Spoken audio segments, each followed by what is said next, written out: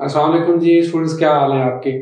आज ये है फरमाइशी वीडियो हम करने जा रहे हैं। फरमाइशी वीडियो इस तरह से है कि एक स्टूडेंट ने स्पेशल रिक्वेस्ट की और बाकायदा कंप्लेन भी की कि सर आपने हर चीज़ पे डिस्कस किया है, कौन से सब्जेक्ट को कैसे क्रैक करना है और किस सब्जेक्ट की तैयारी किस तरह से करनी है, लेकिन आप सर स्ट्रेस पे कोई बात नहीं कर रहे। और दिस इज़ अ वेरी, मैं अक्सर बच्चों को क्या करता हूँ कि it is a normal thing, और एक कॉन्सेप्ट होता है पॉजिटिव स्ट्रेस का भी। अगर स्ट्रेस पॉजिटिव हो, अब नॉर्मल ना हो, तो this is a good thing कि आप ऑब्वियसली फिर प्रेपरेशन पे ज़्यादा फोकस जाते हैं और टारगेट ओरिएंटेड रहते हैं, वो आपको पुश करती है। But sometimes stress out of control भी हो जाती है। तो हमारे साथ मौजूद हैं sir Waqas Iqbal. Sir thanks for your time. इस पे हम किसी साइकोलॉजिस्ट को ऑब्वियसली इंगेज नहीं कर रहे, क्योंकि स्टूडेंट्स का मैटर है, वी नो इट कि किस तरह की स्ट्रेस आपको आती है और उसको आपने मैनेज कैसे करना है।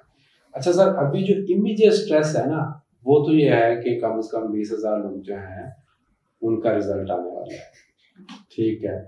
और एक तो उनको स्ट्रेस है कि जी उनका रिजल्ट क्या आएगा और उन्होंने अब आगे डिसीजन क्या लेना है। Many of them will not go for the 2022 exam. कुछ कहेंगे कि जी अब हम फिर 2023 का एग्जाम लेंगे, they have to take the decision. और कुछ जो हैं जिन्होंने अभी तैयारी शुरू की है 2-3 महीने में या इवन साल भी हो गया, अब उनको समझ नहीं आ रही, पहाड़ जैसा एग्जाम है, पूरे का पूरा सिलेबस पड़ा हुआ है कि जी वो ऑर्गेनाइज नहीं कर पा रहे।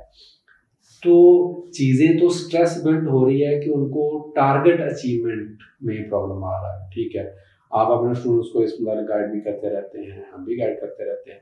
तो आप पहले तो ये बताएं कि ये जो स्ट्रेस है इसको हैंडल कैसे करना है, एंड इज इट समथिंग अब नॉर्मल, या कि ये कोई बिल्कुल एक नॉर्मल सी चीज़ है।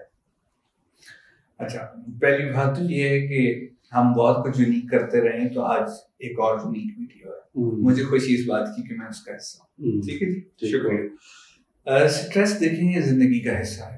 तो एडल्ट एज से लेके उम्र के किसी भी हिस्से में फर्दर या किसी भी फील्ड में स्ट्रेस उसका हिस्सा है। इसकी मिकदार कम ज्यादा जरूर होती रहती है। आपने खुद ही कहा पॉजिटिव स्ट्रेस। अब पॉजिटिव स्ट्रेस की मिसाल हम एग्जाम से जरा हट के ले लेते हैं। आपकी प्रेजेंटेशन है सेमेस्टर में, क्रेडिट प्रेजेंटेशन, बड़ी स्ट्रेस होती है। टाइम से पहुंचना है, ड्रेसअप होके जाना है, टीचर नेगेटिव मार्किंग ना कर दे, आपको फ्लाइट पकड़नी है, आपको ट्रेन पकड़नी है, आपको बस पकड़नी है, आपको कहीं इंटरव्यू में अपीयर होना है, वक्त पे पहुंच जाए। These all are types of positive stress. ठीक है जी। अब आते हैं वो एग्जाम वाली बात पे। एग्जाम वाली चीज को हम पॉजिटिव या नेगेटिव स्ट्रेस में ला ही नहीं सकते, ये नेचुरल स्ट्रेस है। ठीक है। जब इंटर सर्विसेज सिलेक्शन बोर्ड में 4 दिन बच्चे गुजार चुके हुए होते हैं, तो वो स्ट्रेस का लम्हा होता है।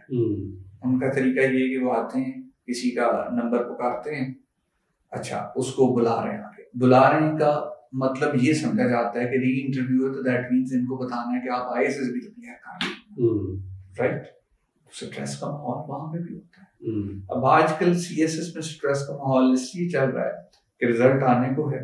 वही आप वाली बात, 20,000 बच्चे वेट कर रहे हैं, और इसलिए वेट कर रहे हैं कि उन्होंने मेहनत की है, और जब मेहनत की है तो उनकी तवक्कुआत भी है उससे। लेकिन आपको भी पता है और मुझे भी पता है कि कॉम्पिटिटिव एग्जाम्स के रिजल्ट्स जो होते हैं वो सरप्राइजिंग होते हैं हमेशा से, ठीक है। और एक ह्यूज बंच जो है वो 2, 3, 1, 4, 5 नंबरों से रह रहा होता है, और इसको हम हमेशा लक फैक्टर कहते हैं, ठीक है, क्योंकि मेहनत तो पूरी की होती है, बिल्कुल, कहीं ना कहीं लक ने साथ नहीं दिया, ठीक है। तो स्ट्रेस मैनेजमेंट का मेरे ख्याल से एक तरीका तो ये है कि आप अपना तवक्कल जो है ना अल्लाह पे बढ़ाएं, राइट। आप इसको अपनी डेस्टिनी के ऊपर छोड़ें कि आपने अपना बेस्ट दे दिया, now let's see what next. मैं हमेशा समझाने के लिए स्टूडेंट को कहता हूँ, अपनी जो वीडियोस में बनाता हूँ उसमें भी, कि देखें सीएसएस आपके लिए 3 चांस है।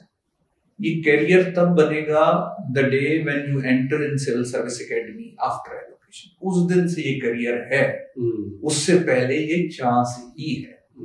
तो इसको आप चांस के तौर पे नहीं, और चांस यही होता है कि कभी होता है कभी नहीं होता। इसका ये मतलब नहीं होता कि आपने चांस में अपीयर ही नहीं होना। Chance is always for avail, not for sale, ठीक है।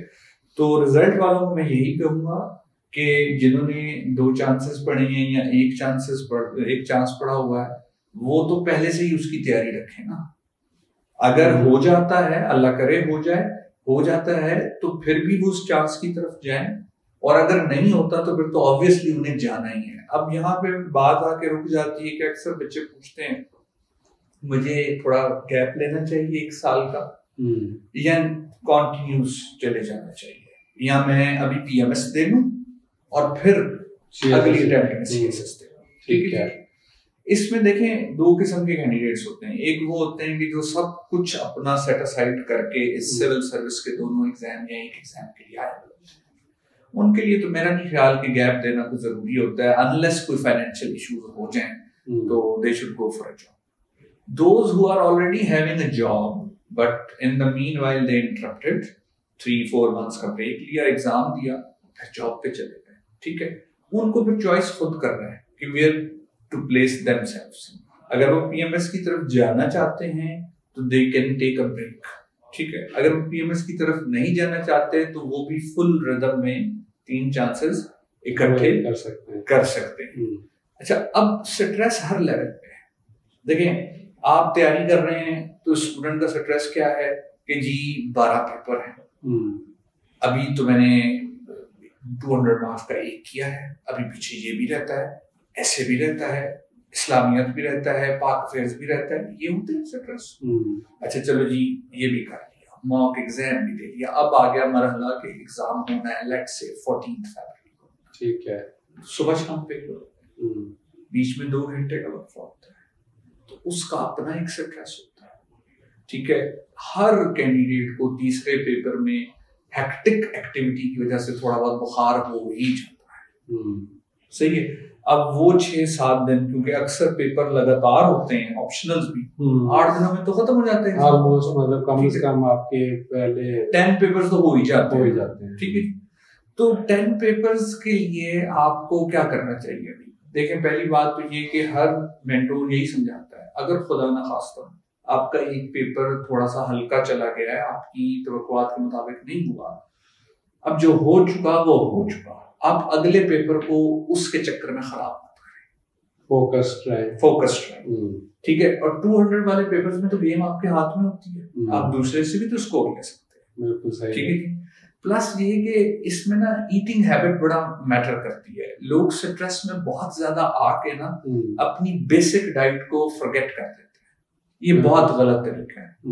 सुबह लाइट सा ब्रेकफास्ट जरूर करके जाए, जब 2 आवर्स का बीच में ब्रेक हो तो उसमें अपनी एनर्जी रिक्लेम करें। एनर्जी रिक्लेम करना, जब दिमाग आपने इस्तेमाल किया है एक पेपर में तो दिमाग को ग्लूकोज चाहिए, कुछ खाएं पिए पहले, फिर रट्टा लगाने की तरफ जाएं। आई मीन रट्टा लगाने का तो टाइम नहीं होता।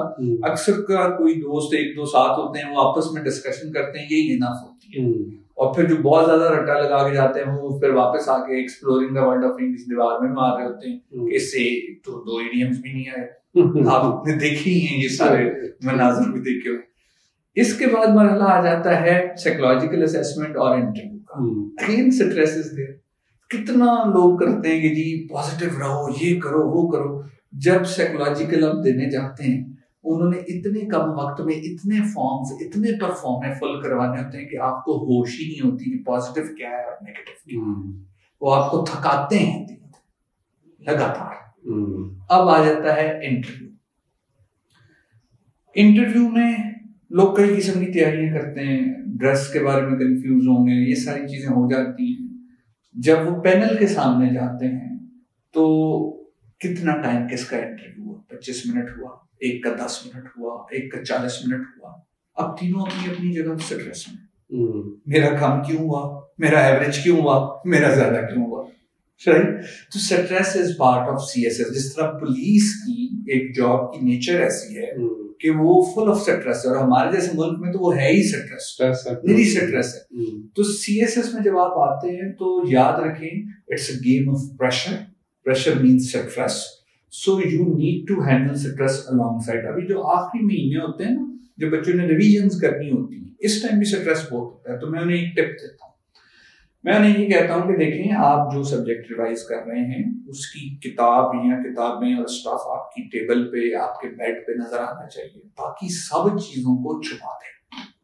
सही है। क्योंकि जितनी चीजें आपको और सब्जेक्ट्स की दिखेंगी, किताबें, कॉपियां, रजिस्टर, नोट्स, मटेरियल, आप उतना स्ट्रेस में जाएंगे। जो एक कर सकते हैं आप वो भी खराब कर देंगे। सो मेरे तरफ से भी अच्छा, इसमें आपका जो डिस्कशन आपने किया है, जो मुझे इसमें से टेक अवे मिला है, ऑब्वियसली जो मेजर इशू आ जाते हैं वो दो आ जाते हैं। एक इशू आ जाता है ऑर्गेनाइजेशन का। हम टाइम मैनेजमेंट की तरफ नहीं जाएंगे। ऑब्वियसली अगर एक स्टूडेंट टाइम अच्छी तरह से मैनेज करता है तो उसकी स्ट्रेस कम होगी। ऑर्गेनाइजेशन मतलब आपने बहुत कुछ पढ़ लिया है लेकिन आपने प्रॉपर्ली ऑर्गेनाइज नहीं किया, या आपने बहुत कुछ पढ़ लिया मुझे भी याद कुछ नहीं है, ठीक है। पहला पार्ट ऑर्गेनाइजेशन आ गया। दूसरा पार्ट है प्रैक्टिस का। अब जो बच्चे जिन्होंने टाइमली प्रेपरेशन की है और उन्होंने राइटिंग की प्रैक्टिस की है, मॉक असेसमेंट्स की प्रैक्टिस की है, तो उनका कॉन्फिडेंस लेवल ऑब्वियसली बहुत बेहतर हो जाता है as compared to the others के जिन्होंने उसको प्रॉपर्ली उस तरह से मैनेज नहीं किया हुआ होता। ऑर्गेनाइजेशन में जिस तरह आपने कहा कि ठीक है आप छोटे छोटे बिट्स और पीसेस में करके अपने टारगेट को अचीव करने की कोशिश करें। तो अब जब हम ऑर्गेनाइजेशन की बात करते हैं जिसको हम मैं बहुत ज़्यादा सादा जुबान में कहूँ तो फिर वही टाइम मैनेजमेंट आपकी आ जाती है। तो सब्जेक्ट्स की टाइम मैनेजमेंट के आखिरी जो 3-4 महीने होते हैं उसमें आप क्या रूल्स एडवाइस करेंगे कि वो किस तरह से चीज़ों को लेकर चलें? कि उन्होंने देखे रिविजन भी करनी है, कुछ सब्जेक्ट्स भी शायद जाते हैं जिनकी तैयारियाँ भी करनी है, रिविजन भी करनी है, MCQs भी तैयार करने हैं, मॉक असेसमेंट भी करनी है। So how they have to go through it? Sir time management तो की फॉर सक्सेस है, उसमें कोई दो राय नहीं, लेकिन एक एडवाइस नहीं हो सकती क्योंकि 3 किस्म के कैंडिडेट होते हैं। एक वो जो साल के शुरू से पढ़ रहे थे, उन्होंने काफी कुछ कवर कर लिया है, चाहे कुछ वक्त बीच में जाया भी हुआ है। अब उनका 1 या 2 सब्जेक्ट रहता है और वो एडमेंट है कि दिसंबर में या नवंबर में हमने मॉक एग्जाम देने और उनकी असेसमेंट में आए हुए चीजों को बेहतर करना है। बिल्कुल सही है। दूसरी कैटेगरी वो होती है कि जो आधा साल गुजार देते हैं, आधे साल बाद जो भी उनकी इंस्पिरेशन या मोटिवेशन होती है फिर वो एग्जाम की तरफ आते हैं। ये लेस स्ट्रेसफुल होते हैं बट स्टिल स्ट्रेसफुल होते हैं, ठीक है जी। अब उनको अगर मेंटोर अच्छे मिल जाएं, गाइड करने वाले अच्छे मिल जाएं, तो वो उनको फिर ये सजेस्ट कर रहे होते हैं कि देखिए अगर आप अच्छे पढ़ने वाले हैं, आप वोरेशियस रीडर हैं, आप चीजों को जल्दी ग्रास्प कर जाते हैं, तो फिर कुछ सब्जेक्ट्स ऐसे भी होते हैं 2-3 जो खुद भी पढ़े जा सकते हैं। उनका मॉक एग्जाम देख के आप चेक कर सकते हैं कि आप तैयारी ठीक हुई या नहीं। उनको पीस ऑफ एडवाइस यही दिया जाता है कि जनाब जो बिल्कुल नहीं आते या जिनमें स्कोर अच्छा करना है वो तो आप कोचिंग में ले लें, ठीक है, लेकिन बाकी आप खुद कर लें। फॉर एग्जाम्पल एक कैंडिडेट जिसको प्लेन इंग्लिश या प्लेन उर्दू अच्छी पढ़नी आती है, तो वो इस्लामियात मुझे ऐसा लगता है कि वो खुद कर सकता है। बिल्कुल सही है, ठीक है। तो ये इसमें एक हो सकता है। तीसरी कैटेगरी उन कैंडिडेट्स की होती है जो बिल्कुल रिजल्ट के बाद आते हैं, आखिरी 3 महीने 4 महीने, आखिरी 3-4 महीने। अब ये डाइसी होता है, ये जस्ट लाइक ट्रम्प कार्ड है, ये चल भी जाएगा और नहीं भी चलेगा। कुछ बच्चे जिनकी रीडिंग हैबिट्स, जिनकी अंडरस्टैंडिंग की कैपेसिटी ज्यादा होती है, जैसा कि हम पिछले साल जब इन मंथ्स में थे, हम सब टीचरों को पता था जो जो क्लास पढ़ा रहे थे किस किस बच्चे की एब्जॉर्बिंग की एबिलिटी कमाल है, वो इस टाइम भी निकाल जाएंगे, ठीक है। तो वो तो सरवाइव कर जाते हैं। लेकिन जो उनके अलावा होते हैं ना, वो बेचारे फिर इतने स्ट्रेस में हो जाते हैं कि most of them ended up with not going for exam. बिल्कुल, या फिर बस किया उसमें से कुछ ऐसे भी होते हैं जिनकी मजबूरी होती है कि एक की वजह से जैसा उन्होंने टर्म में जाने ही वो कहते चले ये टर्म में तो बैठे जी। उसमें तो उसमें भी मैं यही बताता हूँ, मतलब जो सब्जेक्ट्स मेरे में तो उसकी हद तक ये बता सकता हूँ कि अगर पाक अफेयर्स का कोई मुझसे पूछता है तो मैं उसको 3 दिन में भी बता सकता हूँ कि अब उसको क्या पढ़ लेना चाहिए कि वो सरवाइव अच्छा कर जाए। बिल्कुल ठीक है, ठीक है जी। तो फिर देखिए ना, अब ये according to the pain pills आप जो है ना सजेस्ट करते हैं, रिकमेंड करते हैं, ठीक है। तो थर्ड कैटेगरी है ना, इसमें वल्नरेबिलिटी बहुत ज्यादा होती है। जिस तरह की बात आप टाइम आपके पास शॉर्ट रह जाएगा उतना आपके पास फिर चीजें मैनेज बिल्कुल। अब कराची जैसे शहर है जहाँ पे ट्रैफिक जैम्स बहुत ज्यादा होते हैं, जहाँ पे लोग अपने सेंटर से बड़ी दूर दूर रहते हैं, तो उनके लिए तो एग्जाम में अपीयर होने का जो प्रोजेक्ट है अच्छा खासा एक्टिव होता है। वो बेचारे सुबह 5-6 बजे उठते हैं, फिर कहीं जाके वो 8:30 तक अपने सेंटर पहुंच पाते हैं, और फिर रात को उन्हें अपने घर वापस पहुंचते पहुंचते 8-9 बज जाते हैं। तो मैं तो बड़ा मतलब उन्हें अप्रिशिएट करता हूँ कि वो इन हालात में भी पेपर दे रहे होते हैं। तो स्ट्रेस तो आप देखिए ना, इसका लेवल हर जगह आ रहा है, कहीं पे अप हो रहा है, कहीं पे डाउन हो रहा है। तो मेरी बॉस एक बात कहती होती है कि जिस चीज को आप बदल नहीं सकते ना, then make peace with it. ठीक है, तो हम स्ट्रेस को ना तो CSS से माइनस कर सकते हैं, ना हम स्ट्रेस को अवॉइड कर सकते हैं। ठीक है, तो मेक पीस विद इट। पहले इस रियलिटी को माने कि stress is very much part of this exam, normal thing, it's normal, it's new normal क्या करते हैं, मैं कहता हूँ ये न्यू नॉर्मल भी नहीं है, it's a normal thing. When it's a normal thing, then you have to go for remedies alongside, along the way, जिस तरह आपको मुश्किलात स्ट्रेस की। चलिए, वंडरफुल। सर ने माशाल्लाह बड़ी अच्छी डिस्कशन की इस चीज़ पे। वन फाइनल थिंग, हम भी इस प्रोसेस से गुजरे हैं, सर भी ऑब्वियसली बहुत सारे स्टूडेंट्स को टीच करते हैं, चीज़ें देख रहे होते हैं। It's a very normal thing. अब नॉर्मल चीज़ क्या है कि अगर आप अब नॉर्मल स्ट्रेस का शिकार हो जाए, मतलब आप सिर्फ स्ट्रेस ही लें, काम कुछ ना करें, ठीक है, आपको अपना SWOT एनालिसिस करना है। SWOT एनालिसिस क्या है कि आपने आपके पास देखना है रिसोर्स कितना है। रिसोर्स से मुराद है आपके पास टाइम कितना है, इवन मनी कितनी है फाइनेंशियली, कि आप कितने सब्जेक्ट्स की कोचिंग ले सकते हैं। अगर आपके पास बड़े पैसे हो, आप आखिरी महीने में आके CSS बाय तो नहीं कर सकते ऑब्वियसली, ठीक है। तो आपको अपने रिसोर्सेज देखने हैं, फिर उन रिसोर्सेज को आपने भले एक पेपर पे एक लार्ज प्लान बनाया, अपना एक हायर लेवल का एक प्लान बनाया कि जी फलां डेट पे फलां टाइम तक मैं ये काम करूँगा, और फिर उसको रिलीजियसली हम कहते हैं जैसे फ़र्ज होता है उस तरह करके उसको आप क्या करें, उसको अवॉइड बाय करने की कोशिश करें। उसमें हमेशा 5-10 दिन का कुशन लाजमी रखें। लाइक जिस तरह बच्चों को मैं क्या करता हूँ कि फरवरी तो आपका है ही नहीं, फरवरी नहीं गिनना आपने, फरवरी आपके पास नहीं है, आपके जो भी प्लान्स हैं वो जनवरी एंड तक जाएंगे, क्योंकि उसमें थोड़ा बहुत अगर कमी कोताही होती है तो उसको इनफैक्ट दिसंबर जनवरी बॉर्डर लाइन होते हैं ना, बॉर्डर लाइन। तो आपके लिए जनाब हमारी ढेर सारी दुआएं हैं, परेशान नहीं होना, it's a very normal thing. अब नॉर्मल क्या चीज़ है कि अगर आप स्ट्रेस की वजह से काम ही ना कर पाए, अपने काम करना है, अपने टारगेट अचीव करने की बेहतरीन कोशिश करनी है। आपके लिए हमारी ढेर सारी दुआएं sir. Thanks for your time. We will see you again with some new video. अल्लाह हाफिज।